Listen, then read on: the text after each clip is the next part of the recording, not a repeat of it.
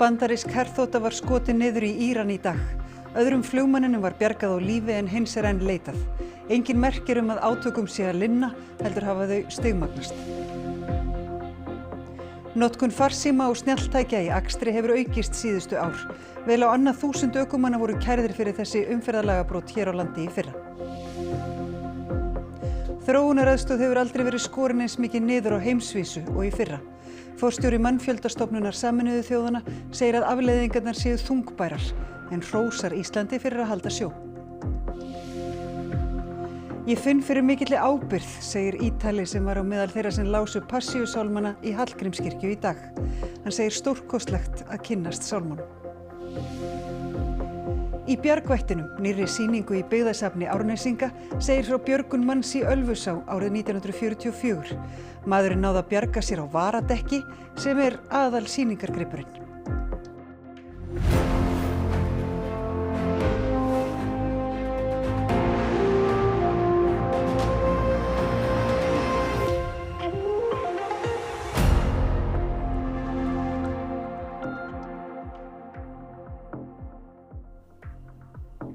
Gott kvöld. Bandaríkjaher leitar að flugmanni sem var í herþotu sem var skotin niður í Íran í dag. Óttast að óvinaher ná honum. 2 voru um borð en hinum flugmanninum var bjargað á lífi.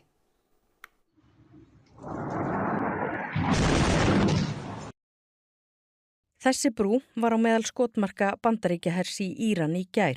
Donald Trump, forseti Bandaríkjanna, birti svo færslu og Truth Social. Herinn okkar sem sá langbesti og öflugasti í heimi rétt að byrja, skrifaði forsetinn og hótaði að rústa því sem eftir væri í Íran. Það ekkert sem gefur til kynna að átökunum fari að linna. Bara síðasta sólarhringinn hafa Íranar ráðist á Ísrael og einnig bandarísk skotmörk að þeirra sögn í Bahrein, Kúveit, Sameinuðu arabísku furstadæmunum, Katar og Jórdaníu. Hútar í Jemen sem hliðhollir Íran ráðast á Ísrael og það sama gildir Hezbollah samtökin í Líbanon. Ísrael ráðist á Íran og Líbanon og Bandaríkin ráðast á Íran í samvinnu við Ísrael. תיאום מלא ביני לבין הנשיא טראמפ, בין צבא ההגנה לישראל וצבא ארצות הברית. אנחנו נמשיך לכתוש את איראן. Nú síðdegis flutti íranska sjónvarpið stór tíðindi. Bandarísk orrustuþota hafi verið skotin niður. مردم عزیز و غیرتمند اگر خلبان یا خلبانان دشمن را دستگیر و زنده تحویل نیروهای نظامی و انتظامی دهید مژدگانی و پاداشی ارزشمند دریافت می‌کنید. Bandarískir embættismenn staðfestu svo við erlenda miðla að F-15 þota hefði verið skotin niður. Skömmu síðar bárust fregnir af því að öðrum flugmanninum hefði verið bjargað á lífi. Enn leitað að hinum og ljóst að það flókið og erfitt verkefni. Bandarísk stjórnvöld hafa enn ekki tjáð sig opinberlega atvikið. Og hingað heim. Yfir 1300 ökumenn voru kærðir í fyrra fyrir að nota farsíma eða annað snjalltæki við akstur. Þessum umferðarlagabrotum hefur fjölgað mikið þessum af ári. Við erum að stöðva svona meðaltali 95 ökumenn í hverjum einasta mánuði ársins fyrir að vera í síma þegar þeir að keyra. Það bara of há tala. Árni segir að þessi brot færist í aukana. Síðustu svona 3-4 ár þá hafa þetta verið svona í kringum 1000 ökumenn á hverju ári. En í fyrra alveg skýrmerki það að sé aukning og við erum með rúmlega 1300 ökumenn árið 2025 sem kærðir fyrir að vera í farsíma við akstur. Lögreglumenn hafa oft frumkvæði að eftirliti með umferðarlagabrotum og fara í það þegar færi gefst á milli annara verkefna, segir Árni. Fréttastofa ákvað að gera óformlega rannsókn á því hversu margir ökumenn væru með síma eða annað snjalltæki við hendi hér á gatnamótum Kringlumýrarbrautar og Miklubrautar nú síðdegis. Niðurstöður leiddu í ljós að á 15 mínútum voru að jafnaði 1 ökumaður á hverja mínútu með síman við hendi. Samkvæmt 57. grein umferðarlaga ökumanni óheimilt að nota farsíma, snjalltæki eða önnur raftæki sem geta truflað aksturinn án handfrjáls búnaðar. Sektin 40.000 krónur og 1 punktur í ökuferilskrá. Það hefur færst í aukana að fólk sé kært fyrir að nota síma eða önnur snjalltæki við akstur án handfrjáls búnaðar. Rúmlega 1000 ökumenn voru kærðir árið 2024. Í fyrra voru þeir rúmlega 1300 sem tæplega 30% aukning. Og það stefnir í að þeim fjölgi enn. Á fyrstu 3 mánuðum þessa árs voru næstum 100 fleiri ökumenn kærðir en á sama tíma í fyrra. Árni telur að ökumenn myndu hugsa sig 2 sinnum eða þeir fyndu meira fyrir sektunum.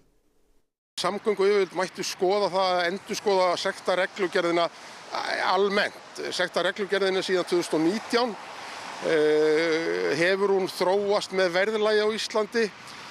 Ég veit til dæmis að víða annar staðar eru sektir til dæmis við að nota farsíma mun hærri og til að ég mynda í Noregi, þar sektin komin upp í kringum 140.000 á samt 3 punktum sem nokkuð há tala. Þjóðir heims hafa aldrei skorið niður framlög til þróunaraðstoðar eins og í fyrra og ekki útlit fyrir að það breytist á næstunni. Forstjóri Mannfjöldastofnunar Sameinuðu þjóðanna segir áhrifin mikil en hrósar Íslandi fyrir að gefa hvergi eftir.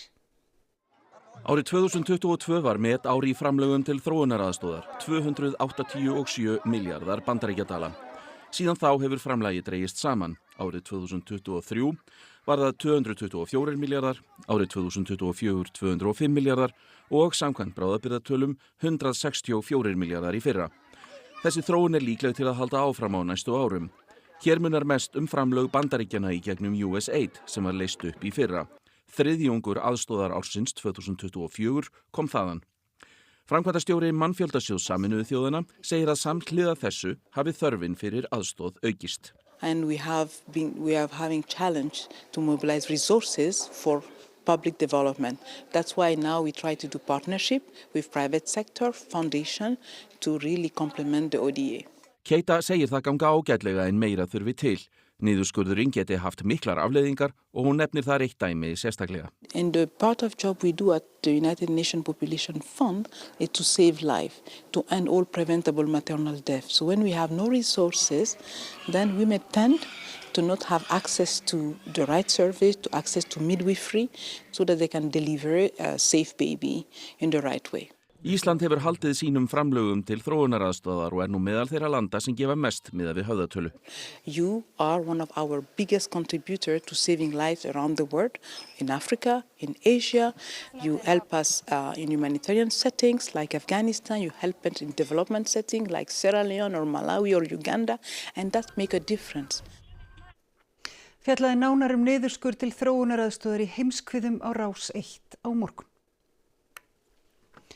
Varadekk aðal sýningagripurinn í Bjargvættinum, nýrri sýningu í byggðasafni Árnesinga á Eyrarbakka, þar sem sagt frá björgunarafreki í Ölfusá fyrir miðja síðustu öld.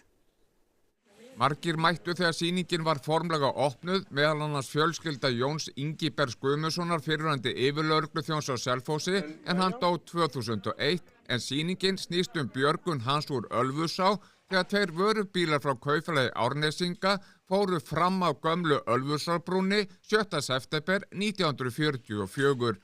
Brúin brast undan þungunum, bílarnir féllu í ána og Jón slapp naumlega lifandi. Sýningin í húsi sem heitir Kirkjubær og hluta af safni byggðasafnsins. Annar lenti á Grynningum en hinn fór á Bólakaf en fyrir harðræði og fyrir harðræði þá bjargaðist bílstjórinn, hann fór á Bólakaf og gat farið úr bílnum, fór upp á yfirborðið, fann þá mjólkurbrúsa og hafði lélegt tak á honum, en þá náði hann taki á varadekkinu og á því flaut hann niður ána heila 1200 metra þar til að komst á land. Og dekkið góða á sýningunni enda bjargaði Jón Ingiberg sínum bjargvætti, dekkinu sjálfu sem hann gaf svo byggðasafni Árnesinga 1991. En var atburðurinn eitthvað ræddur á heimili Jóns Ingibergs eða hvað? Nei, það var óskup lítið held ég, segir mann. Þetta var mikið björgunar afrek. Já, það hefur verið það. Þetta mikið fljót þarna. Eitt af afabörnum Jóns Ingibergs heitins ekur á bíl með bílnúmerinu sem afi hennar var alltaf með, X50. Það þekkt númer og frá afa, mínum Jóni, fyrrverandi lögregluþjóni í Árnessýslu. Og þú fékkst að halda þessu númeri eða hvað? Já, ég fekk það. Ég er búin að eiga það í mörg ár. Það var þvílíkt þrekverki sem að afi vann og hann var bara rosalega yfirvegaður maður. Og þá víkur söguna páskaháttíðinni. Átökin í Mið-Austurlöndum settu svip sinn á föstudaginn langa í Jerúsalem, þar sem Jesús var að sögn krossfestur og grafinn.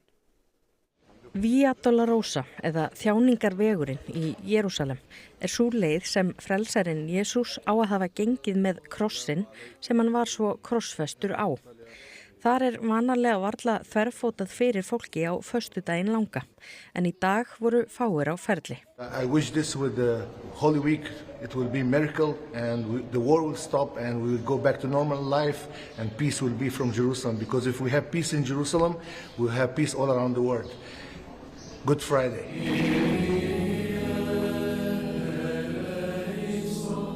Og við enda þjáningarvegarins í kirkju hinnar helgu grafar leiddi Pier Battista Pizzaballa, latneski patriarkinn í Jerúsalem, bæn.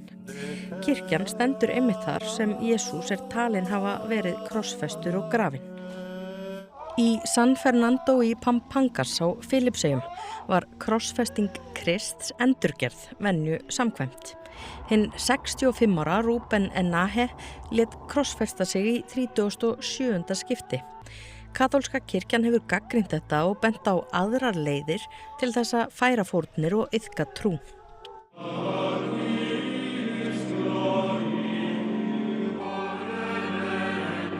Leo Páfi hélt sína fyrstu olíumessu í Péturskirkjunni í Róm í gær.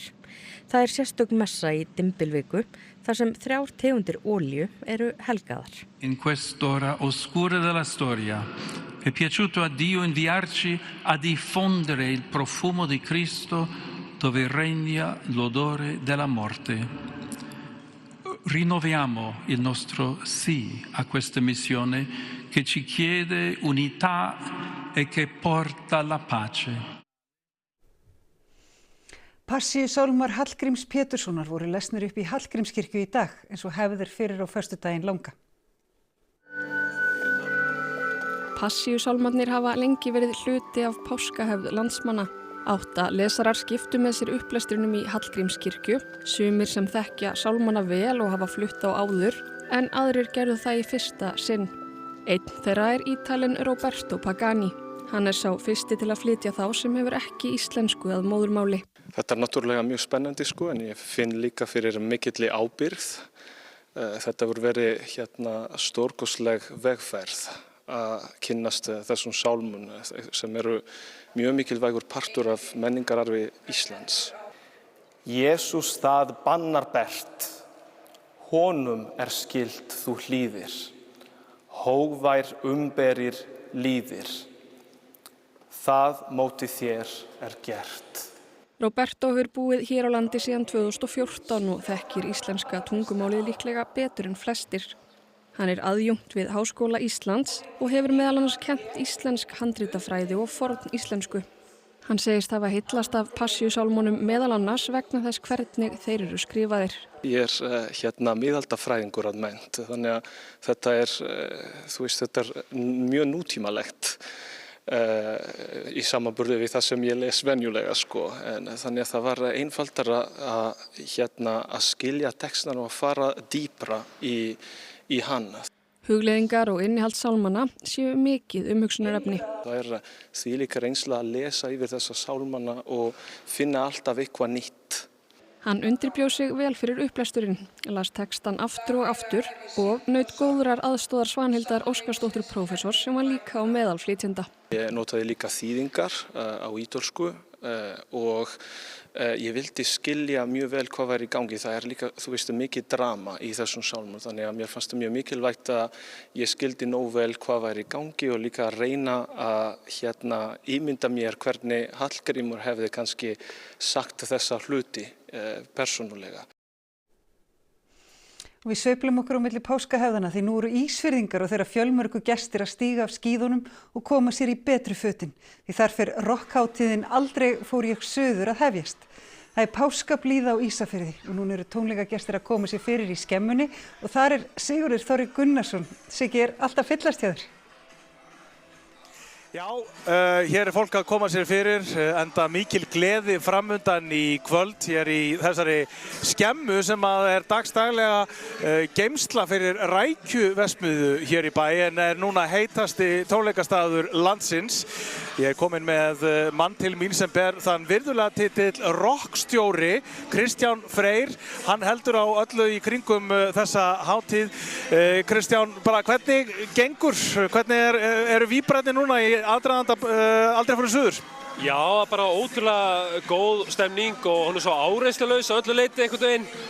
Ég sem hinn virðinlegi rockstjóri bara stressaður yfir því að vera ekki nógu stressaður. Þannig að ég veit ekki. En auðvitað viljum við að allir skemmti sér fallega og verði í öryggi og allsælu bara, hreinlega. Og það mikil tónlistarveisla framundan. Það svolítið gaman, ekki hefð fyrir því að sigurvegari músíktilrauna komið hér fram í upphafi Aldrei fór suður? Já, það hefð fyrir því. Búið að vera nokkur ár og við erum bara rosalega stolt af því að taka móti þeim bara og núna bara vika frá því, svona tæp vika frá því að þeir urðu sigurvegarar músíktilrauna í ár, falin gjóður og þeir ætla að hefja þessa leika hérna og svo bara tekur hvert annað dásamdar atriðið af öðru við fram að miðnætti í kvöld og svo aftur á morgun. Þannig að ég get ekki beðið. Og þetta hátíð sem að skiptir vantarlega samfélagið miklu máli. Finnið þið fyrir meðbyr? Já, sko, við erum ótrúlega þakklátt fyrir viðtökurnar sem við fáum alltaf hátíðin bara frá samfélaginu og það snertiflötur í hver einustu fjölskyldu, það koma allir að taka þátt og eru með og núna það okkar að taka móti gestum sem koma á hátíðina og endurspegla þessa viðtökur. Þannig að við ætlum að reyna að gera okkar besta við að tryggja öryggi og tryggja stuð alla sem að verða hér helgina með okkur. Þannig að þetta verður ótrúlega gaman. Yndislegt, ég segi gangi ykkur vel. Takk fyrir að vera með. Góða skemmtun. Og já, akkurat, við ætlum að vera með hér á RÚV að venju. Við verðum í beinni útsendingu í útvarpinu á Rás 2 og svo líka í sjónvarpinu á RÚV 2. Útsendingin hefst núna strax eftir fréttir 19:25 og við segjum bara að þið verðið að stilla að vera með okkur. Takk fyrir og senda besta kveðjur suður yfir heiðar. Takk fyrir það, Siggi. Við fylgjumst að sjálfsögðu með því. Þá skulum við sjá hvernig viðrar á Ísfirðinga og aðra landsmenn næstu daga. Það austlæg átt 3–10 metrar á sekúndu á morgun. Lengst af snjókoma norðaustan og austanlands en líkur á éljum sunnan heiða, einkum við ströndina. Það bætir í vind austanlands annað kvöld. Hiti frostmark að deginum og nánar veðrið að loknum íþróttafréttum. Það tókst í tilraun 2 að spila leik Breiðabliks og FH í meistarakeppni kvenna í fótbolta á Kópavogsvelli. Mörkunum rigndi í öðrum leik dagsins í 32 leiða úrslitum bikarkeppni karla í fótbolta. Og svo það úrslitakeppnirnar í handbolta og körfubolta, ásamt fleiru í íþróttum hér eftir fréttir. Þá skulum við fara yfir það helsta í þessum fréttatíma í dag. Bandarísk herþota var skotin niður í Íran í dag. Öðrum flugmanninu var bjargað á lífi en hins enn leitað. Engin merkir að átökum sé að linna heldur hafa þau stigmagnast. Notkun farsíma og snjalltækja í akstri hefur aukist síðustu ár. Vel á annað 1000 ökumanna voru kærðir fyrir þessi umferðarlagabrot hér á landi í fyrra. Þróunaraðstoð hefur aldrei verið skorin eins mikið niður á heimsvísu og í fyrra. Forstjóri Mannfjöldastofnunar Sameinuðu þjóðanna segir að afleiðingarnar séu þungbærar en hrósar Íslandi fyrir að halda sjó. Ég finn fyrir mikilli ábyrgð, segir Ítali sem var á meðal þeirra sem lásu upp Passíusálmana í Hallgrímskirkju í dag. Hann segir stórkostlegt að kynnast sálmunum.